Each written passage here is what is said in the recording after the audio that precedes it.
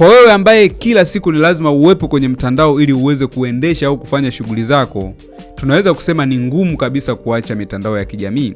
Lakini moja ya kitu ambacho unaweza kufanya kikakusaidia kwa kiasi kikubwa kupunguza distraction ya matumizi ya mitandao ya kijamii ni kufollow less. Yaani namaanisha kwamba punguza idadi ya watu ambao unawafollow wanaokusababishia distraction. Wakati mwingine kuona taarifa nyingi kunatokana na watu unaowafollow au kuwafuatilia.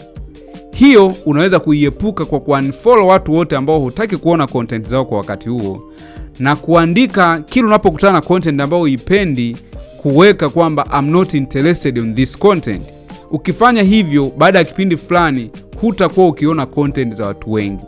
Mimi binafsi nina changamoto ya kupata sonona pale ambapo naona watu wengi wana produce content, hasa washindane na watu wanaofanya kitu kama cha kwangu.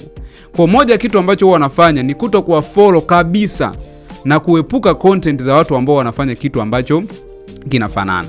Sio kwamba huwa siangalii, kuna wakati ambao naweza nikatenga muda wa kujaribu kufuatilia na kuangalia trend na nini ambacho naweza nikajifunza.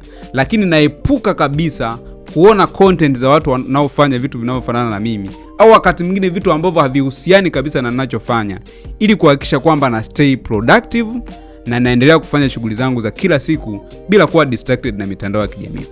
Hebu jaribu hii njia na uhakika inaweza kukusaidia kwa namna moja ama nyingine kuweza kuwa na afya ya kwako binafsi ya kile unachokifanya, lakini pia kukua zaidi kwenye career yako na kuepuka distraction ambao wakati mwingine inaweza kusababisha sonona au hofu ya kuona kwamba hichi ambacho nakifuatilia kinanitisha. Jina langu ni Joel Kadaga. Follow for more videos and let me know katika sehemu ya comment what do you think.